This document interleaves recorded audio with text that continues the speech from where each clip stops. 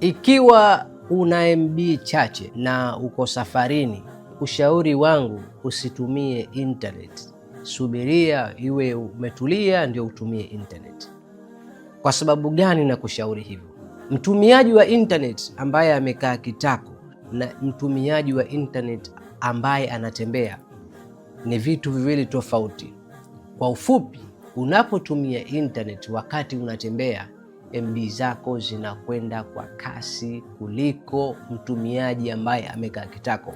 Sasa unaweza kuniuliza swali, Alzenjbary, kuna uhusiano gani baina ya kutembea na MB? Utanielewa tena kwa lugha rahisi kabisa nitazungumza. Kwa mfano, unaangalia video huko kwenye usafiri, simu yako imeunganishwa na mnara. Kwa mfano tuseme mnara A. Unaenda zako, gari ikifika mbele zaidi, simu yako inaunganishwa na mnara B.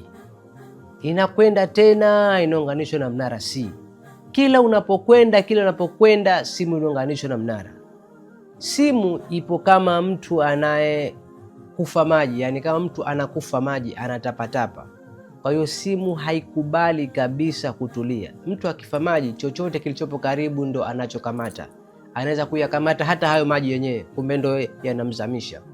Ndio simu ilivyo. Simu ikiwa kwenye mnara A haipati network vizuri, inatoka inaunganisha B.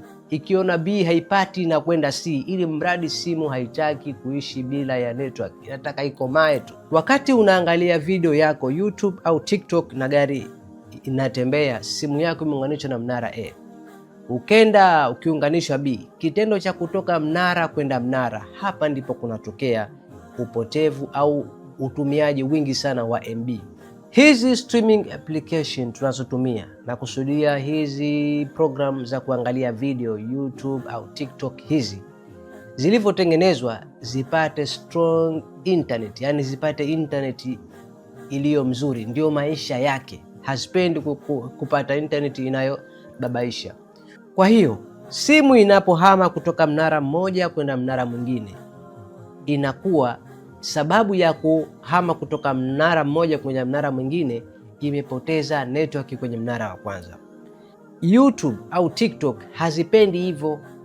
Kwa hiyo unapohama kutoka mnara wa kwanza kwenda mnara mwingine, hapa katikati ikipoteza network hiyo, ukifika kwenye mnara huo wa pili, video ina reload tena upya. Kama ulikuwa unaiangalia hapa, simu yako ikiunganishwa kwenye mnara wa pili, ina reload tena upya, maanake inatumia tena MB kimwanzo, yani tena mwanzo mara pili.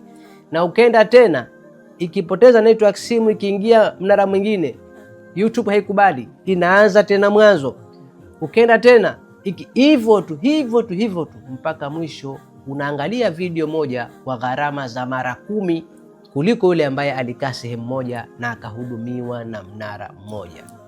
Je, ulikuwa unaielewa hii? Alzenjbary Technology, kazi yangu ni kukwambia mambo ambayo kuambiwi. Kama umependa video nibonyeze like, lakini kama una maswali njoo sehemu ya comment.